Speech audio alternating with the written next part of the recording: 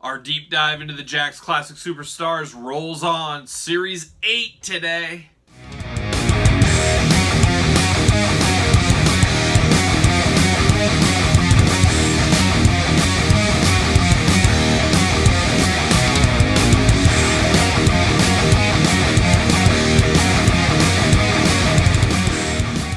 What is up, everybody? Kyle here, and like I said, today we continue our Jakks Classic Superstars deep dive into Jakks Classic Superstars Series 8.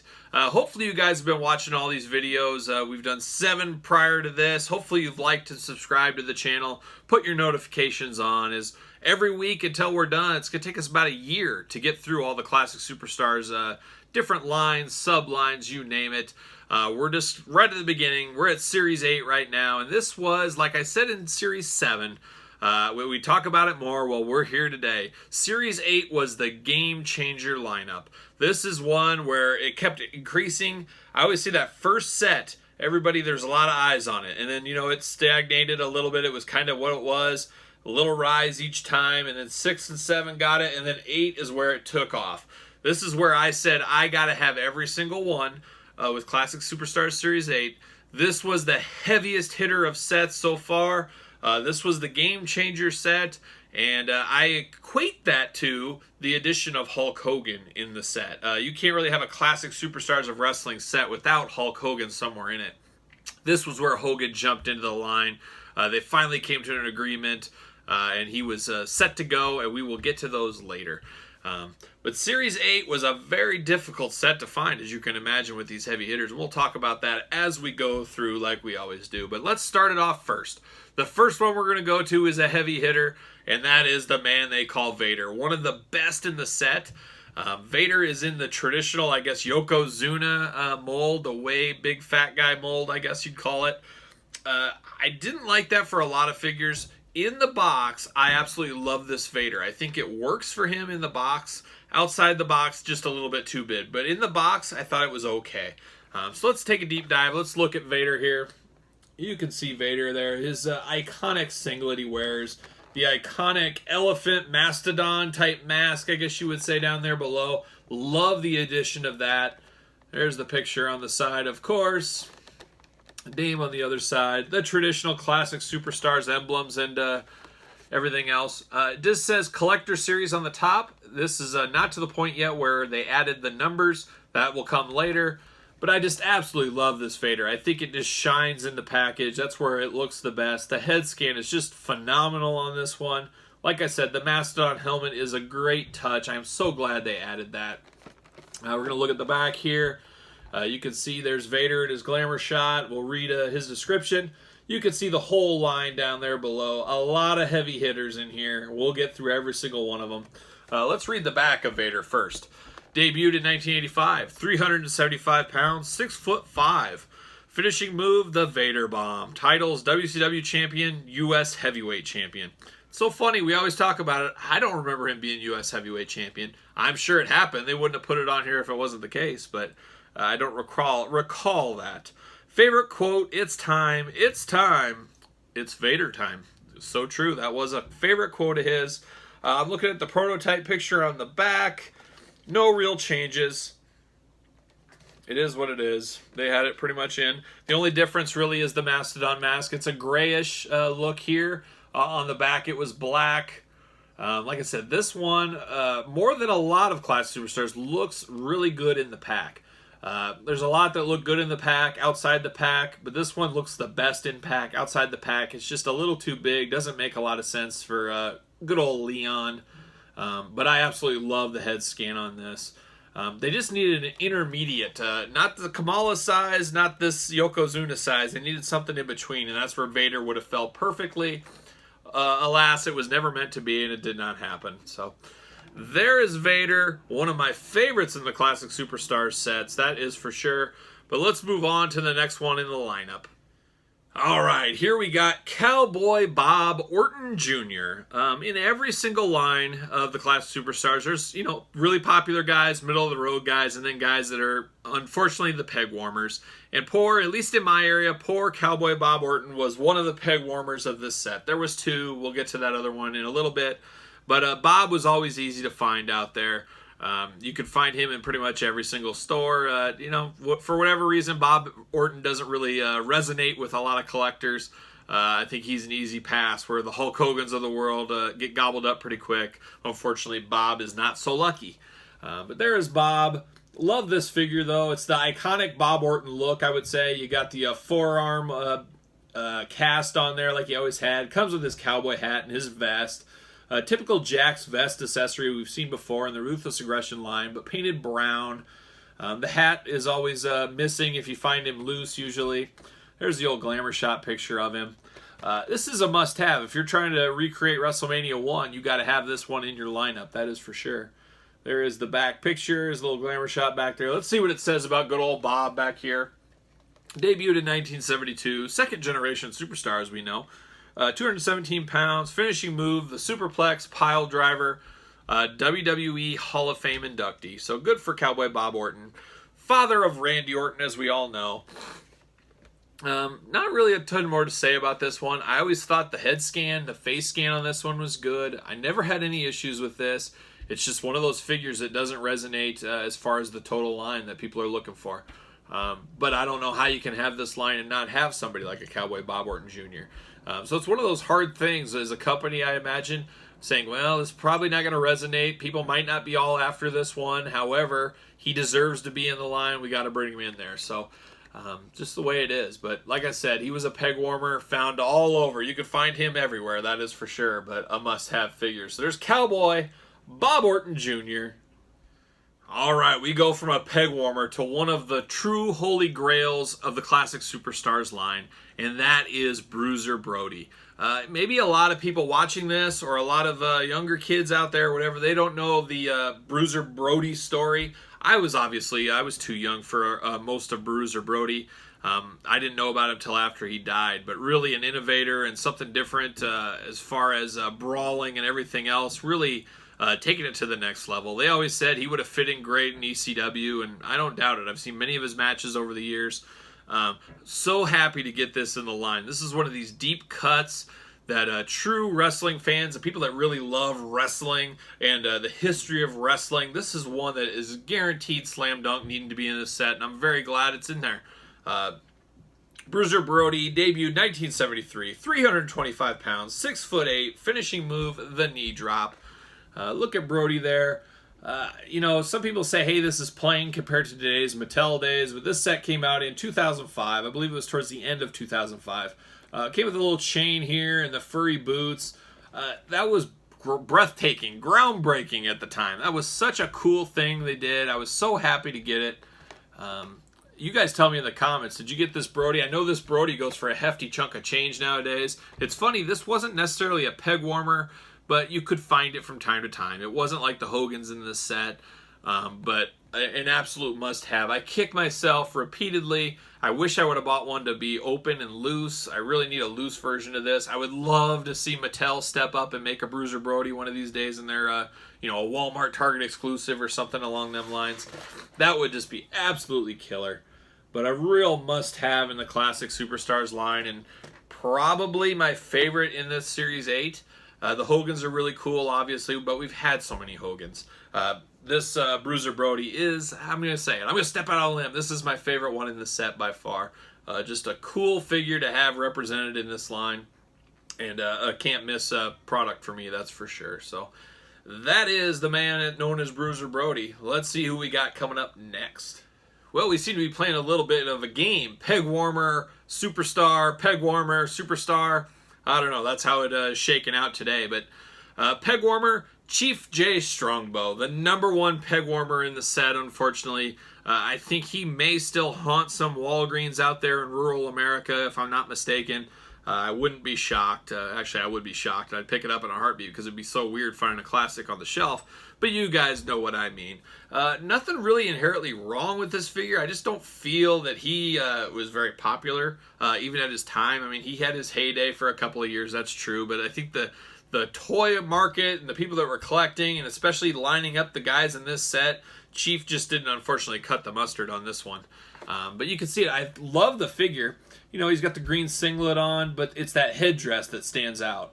I do have a loose one of these because Mattel has not made him. Maybe they will. Probably not. I just don't see him moving if this figure is any measuring stick as far as Chief Jay Strongbow's popularity out there. But nothing wrong with it. A great head scan. Like I said, the headdress is great. Body type is great. Very cool figure. But I remember just seeing pegs of this. You know, you see him on the pegs and you look from the side and you can see the headdress and be like, oh my gosh, 5 Chief Jays. What is going on with this store? There's a side there. So the front. How about the back? A cool picture. A cool shot of the Chief there. I mean, that headdress was really cool, especially at the time. It's funny, he looks a lot like Axe from Demolition without the face paint. Chief Jay Strongbow, 265 pounds, 6 feet tall. Finishing move, the Tomahawk Chop, Indian Deathlock, or the War Dance. What an arsenal. Titles, WWE World Tag Team Champion twice, and of course, Hall of Fame inductee. So that's Chief Jay Strongbow. Not a lot of waxing poetic on the Chief. Never was a real big fan. I've went back, I've seen a lot of his matches.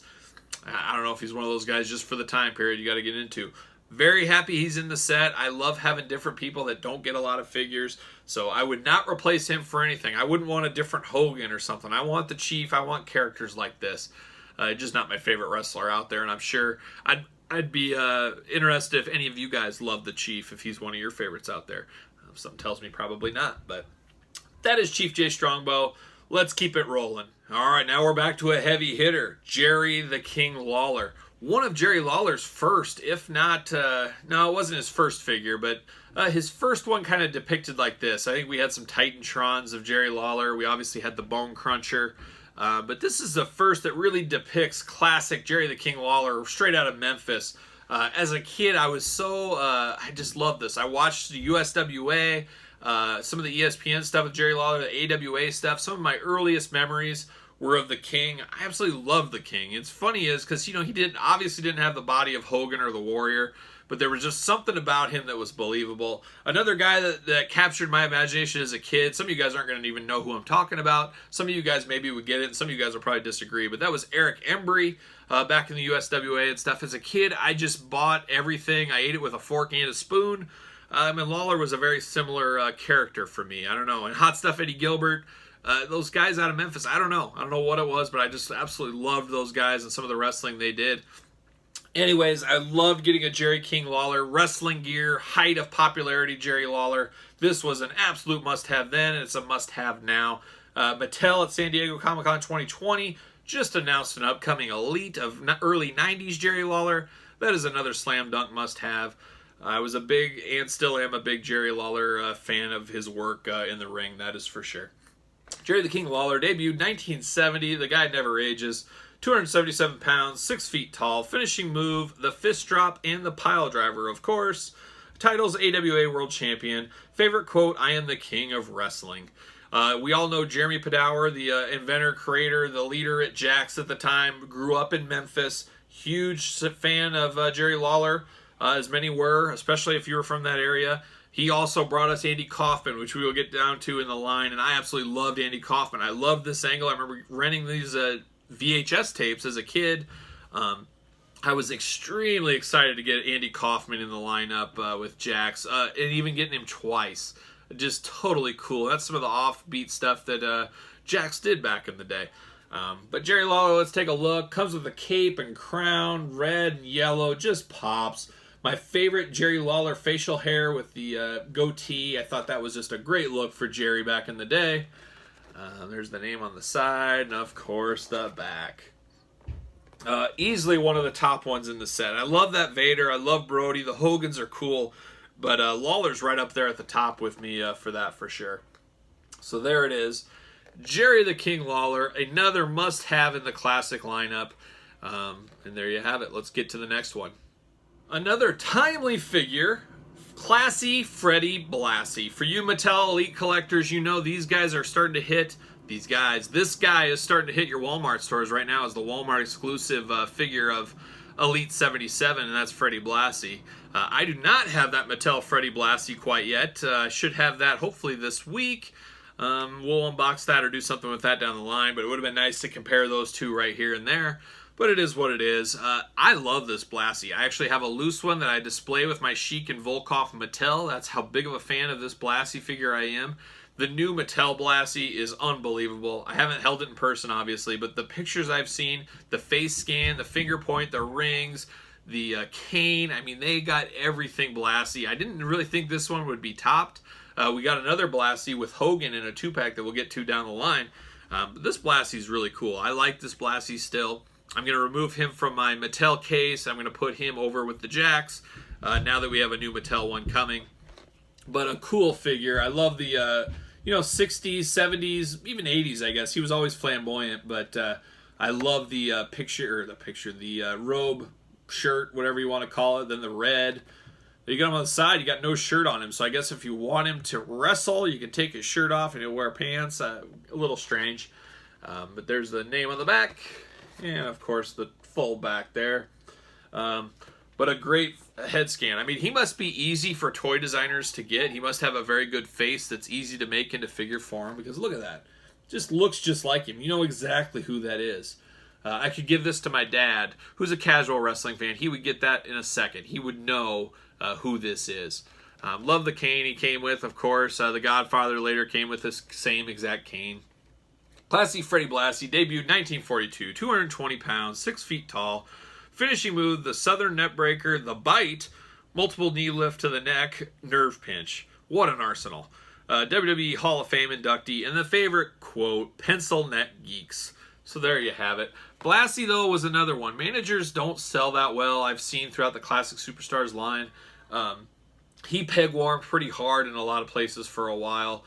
Undeserved, but I guess I understand understand it too. There's some people that just aren't into Blassie. Maybe they don't want manager figures, whatever it is. So he did peg warm here and there, that's for sure.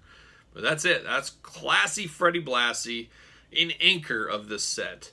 Let's move on to the heaviest of heavy hitters next. All right, this is where it goes to the next level, and this is what brought so many eyes on Classic Superstars Series 8, and it's Hulk Hogan. The first of 2 Hogans that were released in the same set. His return back to the WWE figure lineup after being in WCW, of course, and having figures in WCW. But cool to get the Hulkamania edition Hulk Hogan in the lineup. We later got many, many more Hogans in the lineup, but this was the first run at it. A very cool, the red and yellow, running wild.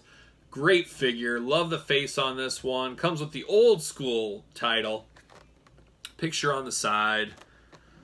Name on the side. And you got the back, of course. I don't think his prototype, the prototype image, a little bit better tan to it maybe. I don't know. But really no different. This Hogan, like I said, so we had our peg warmers in this. You never saw the Hulkster. I ran into many cases of this at Toys R Us. I got there, I think, 3 different cases. I got extremely lucky back in the day. And I had most of these loose. I had both Hogans loose and on card. But I was very disappointed multiple times. 2 of those 3 cases, the whole pack was damaged. If you can picture how they put them in the case, they're straight up like this, the box around it, and the top would be smushed in. Well, unfortunately, there's a lot of angles, as you guys know, on these boxes, and especially that star.